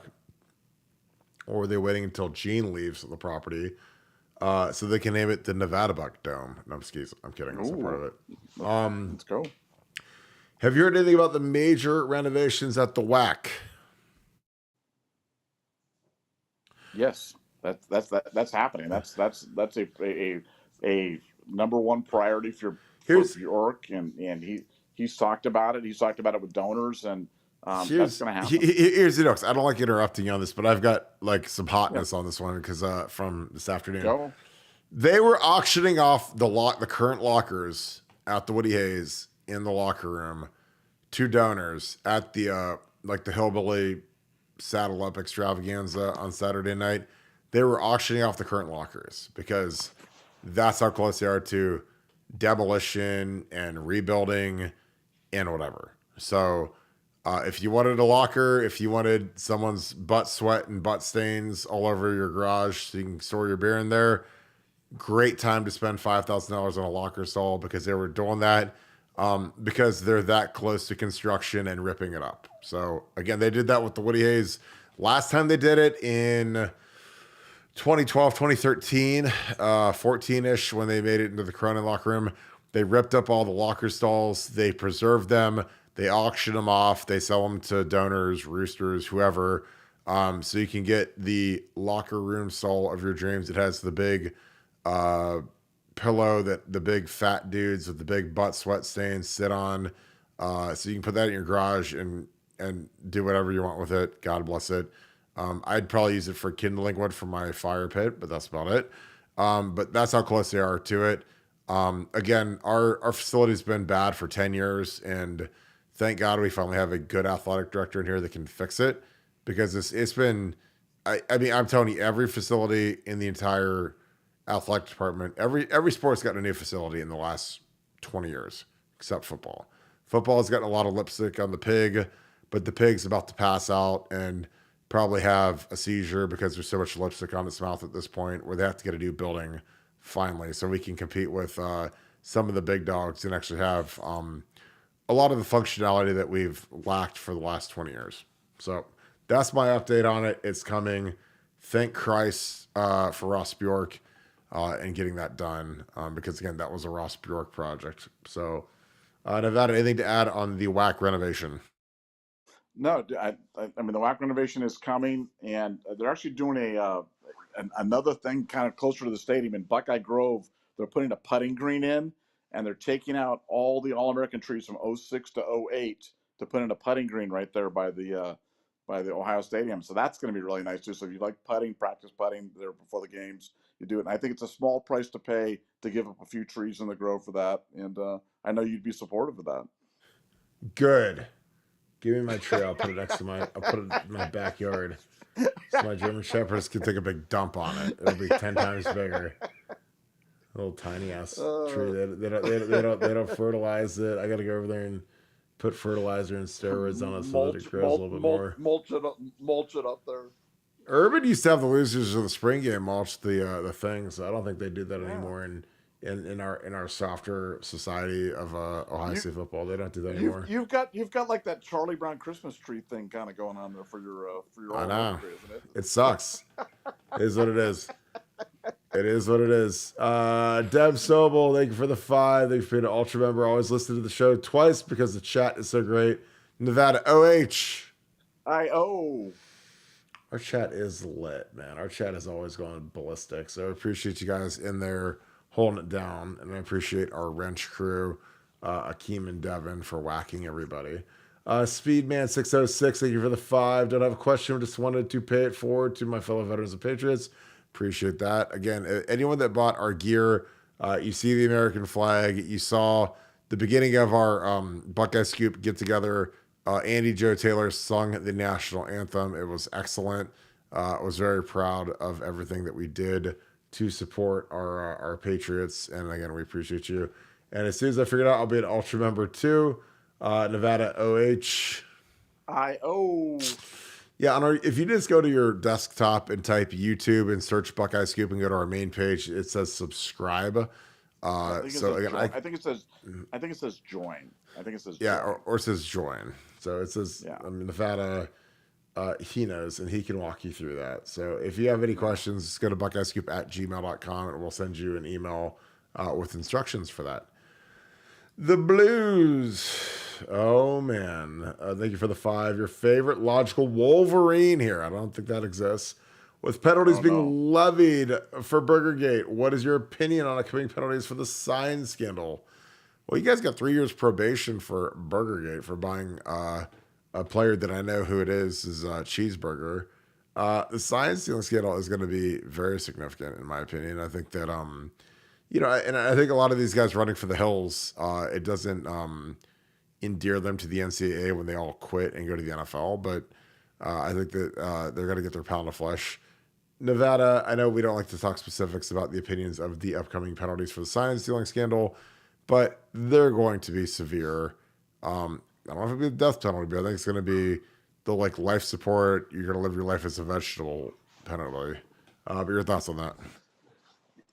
Yeah, no matter what the penalties are going to be, there's going to be a segment of the Michigan fan base that will declare victory, and there's going to be a segment of the Ohio State fan base that says it's not enough. So let's just get that out of the way, and there'll also be a misstatement. They'll be like, "Oh, you guys said we were getting the death penalty. You guys guaranteed it." It's like, no, we're not. If gun to my head right now, I think it's going to be a multi-year postseason ban, and I think wins will be vacated. That's what I think that'll be the centerpiece on top of 10-year show cause for Harbaugh, fines, recruiting restrictions. I think you're going to get there's going to be a whole hodgepodge, but I think the centerpiece is going to be a multi-year postseason ban and wins vacated. And I think that's right. That it won't be a death penalty case.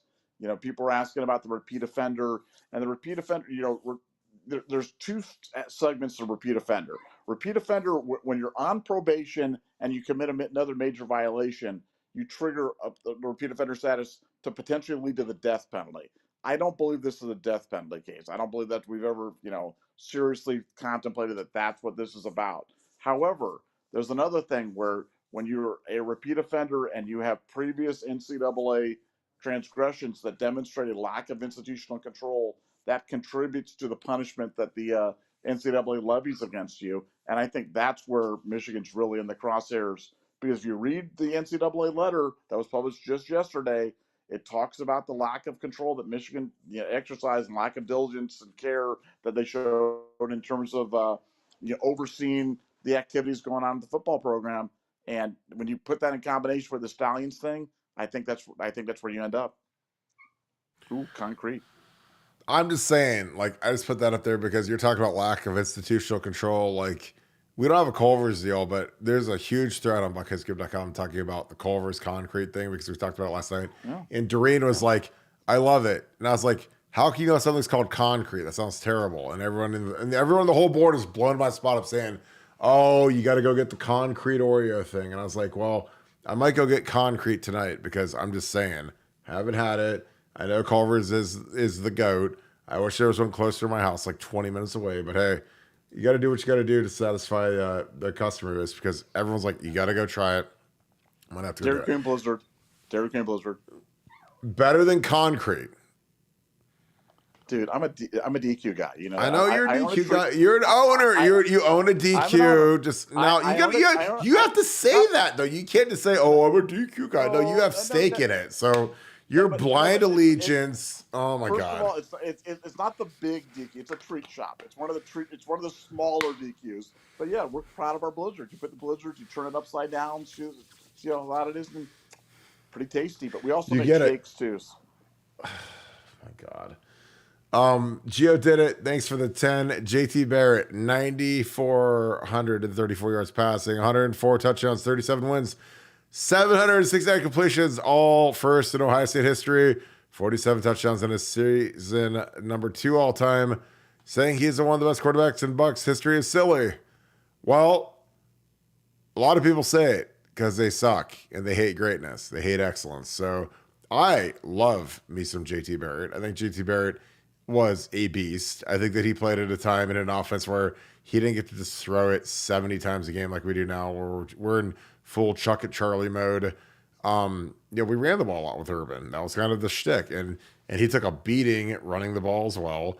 But he was a selfless quarterback. He was a beast. He was a warrior, a 3-time captain. But again, he's vilified by our fan base because, again, a lot of people are stupid. And again, I don't fault them for being stupid. But I know that they are stupid. But I think that JT Barrett, one of the best quarterbacks. Look at the wins. Look at what Urban Meyer says about him. Look at what national championship rings. Basically did everything. And again, I don't care what guys do in the NFL. I really don't. And it has nothing to do with how good you are at Ohio State. And JT was one of those dudes. Nevada, JT Barrett, is he one of the best quarterbacks in Ohio State history? Oh, without doubt. And again, whenever you talk about the stats for JT, people don't talk about his 3,200 rushing yards. on top, you talk about his passing yards, which is incredible. But then you look at it, it's like, oh yeah, and oh, by the way, he also had 3,200 career rushing yards. I don't know how many, 47 TDs or whatever it was.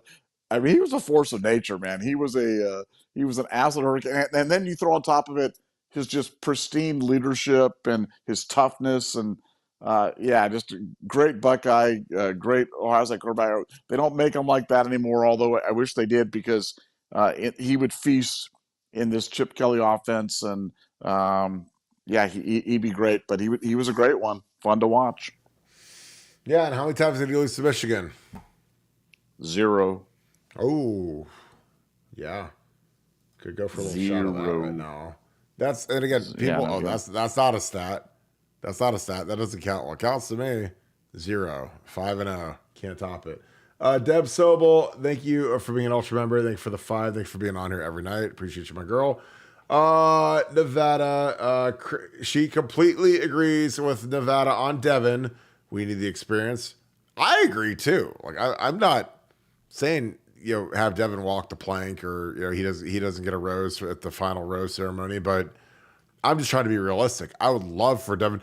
I would love for this entire roster to stay intact until next January, until the playoffs conclude.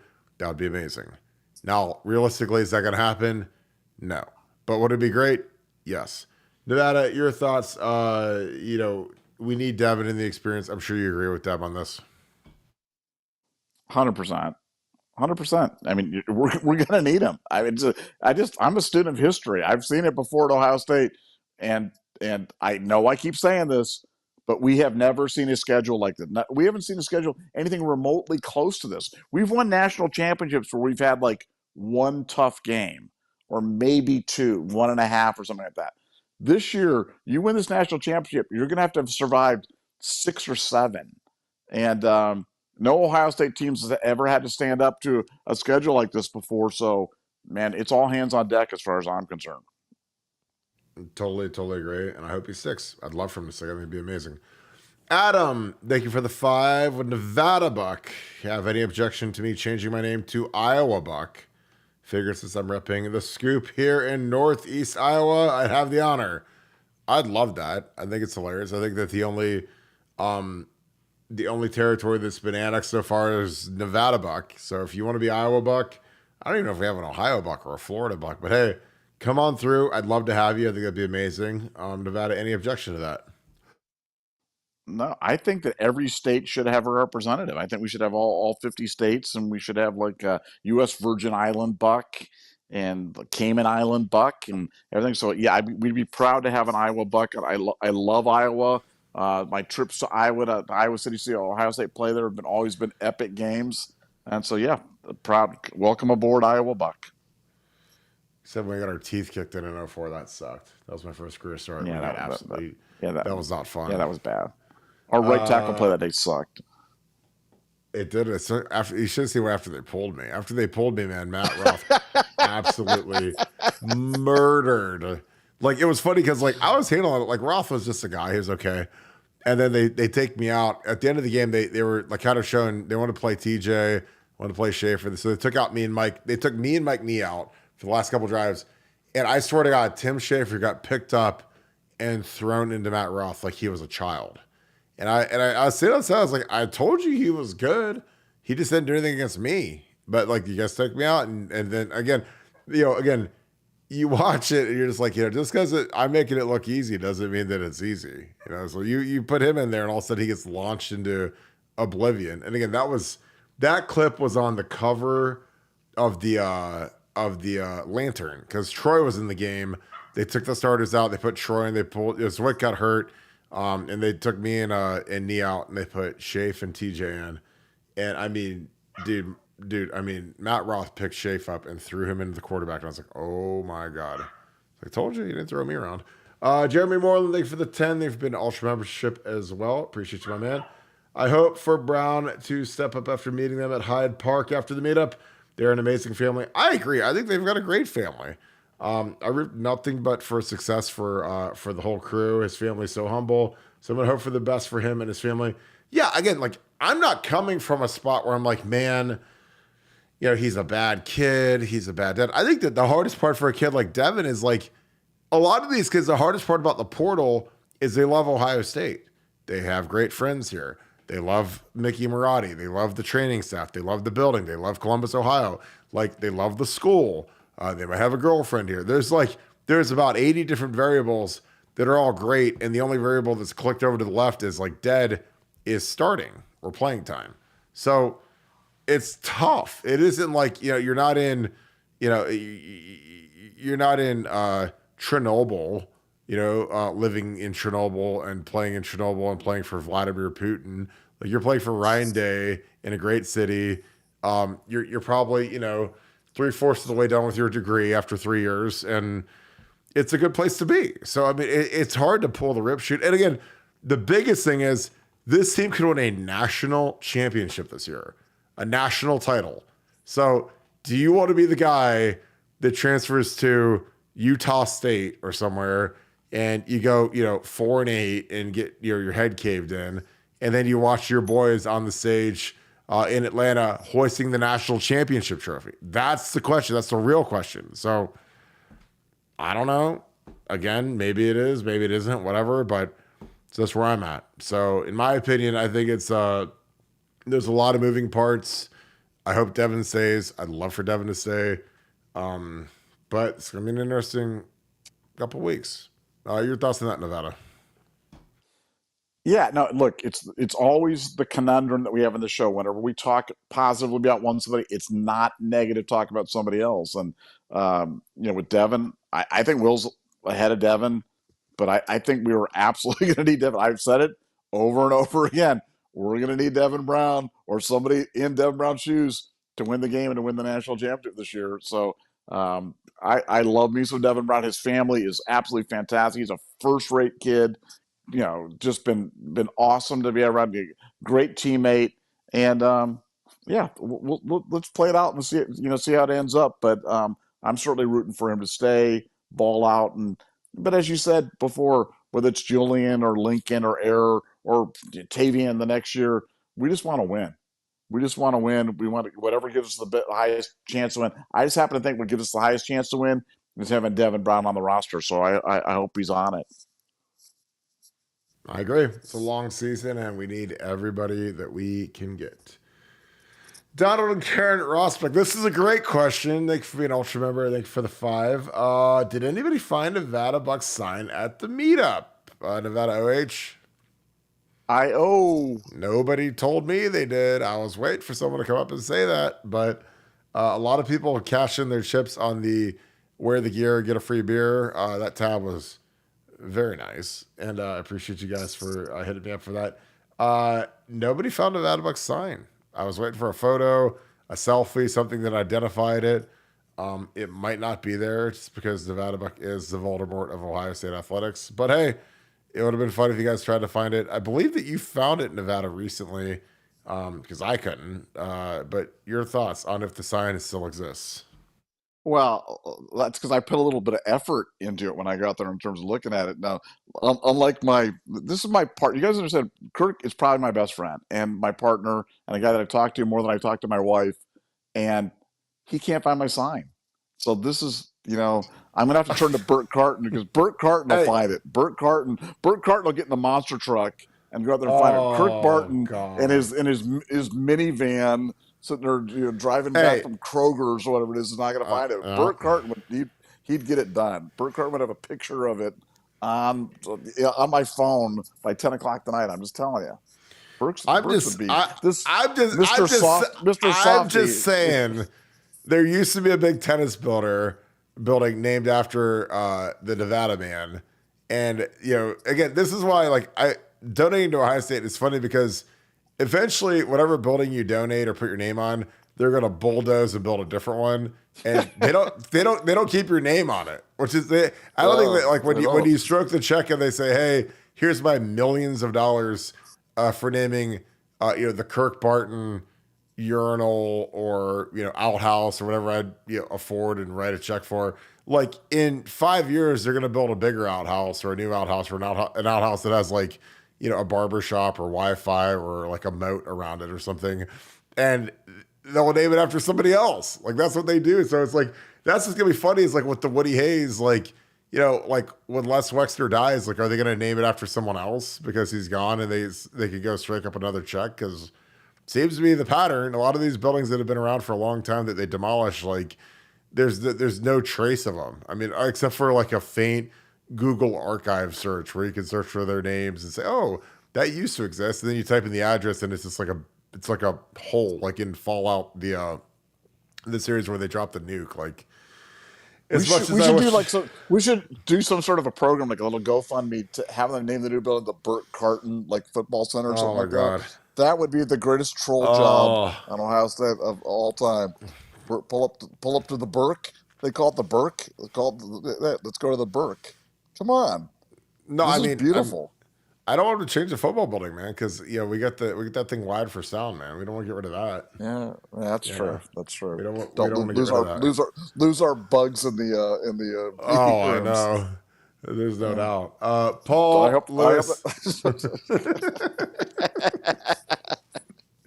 I don't have to uh, waterboard. They don't have to waterboard the same poor interns over and over again. I didn't talk to them.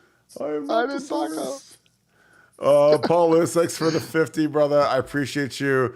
Paul Lewis gave me the greatest, maybe one of the best gifts I've ever gotten in my life. He gave me a bottle of 20-year Pappy Van Winkle.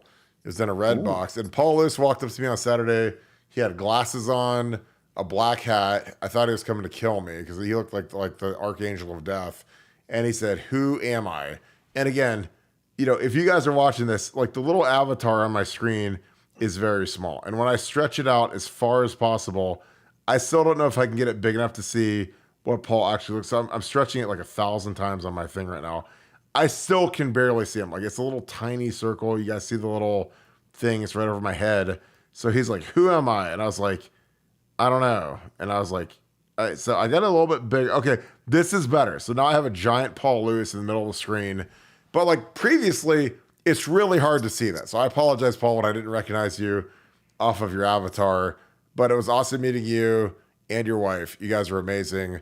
You were hilarious because you're like, "Who am I?" And I'm like, "Oh God, if I don't answer this right, is he gonna shoot me or knife me or something?" Because he was literally in all black. And I was like, the fit is actually amazing. Like the Angel of Death, like he's like a pimp mixed with the Angel of Death. But he gave me that red casing of that Pappy, and I was like, that is some fire. And I appreciate you, my man. Again, thank you for being a Scoop Hall of Famer. Thank you for the 50. Nevada, he says, "Hey guys, great platform. A pleasure to be a part of it too." Paul, you're awesome. Nevada, your thoughts on that? Paul Hall of Famer for sure. And you got the fedora. Was he rocking the fedora kind of like a la Earl Bruce kind of fedora type of thing? Is that what you're talking about? Or we're Yeah, talking about like, I just didn't want him to kill me. I mean, honestly, when I met yeah, him, I'd met about 185 people in a row, and I was just like, he walks up and he's like, "Who am I?" And I was like, "Hopefully not death reincarnated." And he's like, "Paul Lewis." I was like, "No way, that's you." But again, like with this little tiny photo, again, like you guys that are on YouTube, you guys can see the little photo on here. I mean, it's really small. You know, outside of me knowing that he's a white guy, like it's hard to make out the facial features. And in this photo, he doesn't wear black glasses and a black fedora. He's like, you know, he's got like a little like vacation-y type shirt on. So it was tough. But again, I got to meet him. He's a legend. He's awesome. I was like, dude, are you sure you want to give me this really nice bottle of hooch? And he's like, oh, don't worry about that. I got more where that came from. I've got tons more where that came from. I'm like, well, damn, dude. I was like, well, this is like the best bottle of liquor I've ever seen in my life. Appreciate you, bro. And let's grab dinner. And he's like, we'll do that. And I was like, amazing. Scoop meetup. I'm talking about it. It's going to be great. So I think this is a good guy to wrap it with my boy, Paul. Leave you on the screen. Nevada, any final thoughts as we wrap the show up? no, just great show. You guys can do us one more favor. Hit that like button on the way out. That really helps other Ohio State fans find the show. Gets recommended them to the algorithm. So if you hit that little thumbs up button on the way out, we just really, really appreciate it. And thank you guys for being here. And we'll see you tomorrow night. All right, we got another one. I was lying. Oh. Jeremy bringing the house down. Thank you for the 20. Thank you for being an ultra member. Thank you for the Nevadabuck cup with Buckeye Scoop. These things are gas. All right, Jeremy. Thank you for the 20. Okay, so we're at your table, backs against the wall, High Street, watching the big screens, talking to Thomas to our right, High Street. Two gentlemen talking. One sure looked like the logo on the cup. Am I wrong? I don't know. I'm trying to think of who. Okay, talking to Thomas to the right. Golden Bachelor.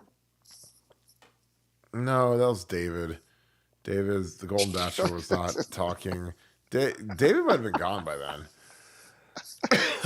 Thomas Taylor. I think that was Thomas Taylor, Andy Joe, Sarah, Arnold was still there. I'm trying to name everybody, but I think I'm trying to figure out who cycled through that back table. I'm not sure who it is, Jeremy. I'm gonna have to look that one up. I apologize to you, my man, but I'm not sure who it is. It wasn't Nevada. If you mean the logo on the cup, as in this logo. Oh. Text me. I'll try to figure that one out though, because I'm really not sure. Nevada, wrap this thing up. Any final thoughts? Hey, if you enjoy this YouTube show, with the other 23 hours a day, we're at BuckeyeScoop.com, hanging out on the message board. So if you love the YouTube show, you want the full experience, the full Monty, go join BuckeyeScoop.com as well and hang out with us there.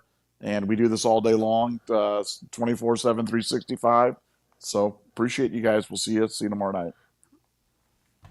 Totally agree. Appreciate you guys as always. Thank you to the Wrench Brothers for kicking it with us. Thank you, Keem, for holding it down. Thank you for Devin holding it down. Kim holding it down. Keep it nice and clean. Thank you, Scoop family. Thank you for an amazing chat. Thank you for an amazing night. Thank you for a great meetup last Saturday. I know people are still buzzing about it, so we got another one that's on the books. But I appreciate you guys so much. It was a great time being here. This was a huge show because you guys made it one. So thank you so much for kicking it with us as always. Again, it's a pleasure. It's always a blast to see you guys interact, make new friends, and have a lot of fun. So as always, we appreciate that. That being said, if you guys enjoy this content, please leave us a like, click subscribe. Also click that little alert bell, and that will let us know, or you'll let you know when we go live, which is around 7 each and every night. Now that we're in the off season, it's pretty consistent. A lot of the sports have died off, especially football and some of the college basketball. So pretty much 7 every night from here on out. And we will let you know if the times change on our X profile, aka Twitter. So check that out if we have a time change. But count on 7 every night. But as always, we appreciate you guys. Thank you so much. Shout out who you guys are watching the show with. Shout out where you guys are watching the show from. Shout out to my Southern Ohio boys. Shout out to my folks all over the country. Florida, Georgia, Texas, Ohio, California, Colorado, South Carolina, North Carolina, New York, Wisconsin, Iowa. We got Iowa in the building. Appreciate all you guys for tuning in each and every night. All you people across the United States, all the way, and all the people across the globe, thank you so much for what you guys do. With that being said, thank you so much, Buckeye Nation, and thank you, Scoop family. Hope you guys have a great night. I'll see you guys at 7 tomorrow. Have a good one. Go Bucks.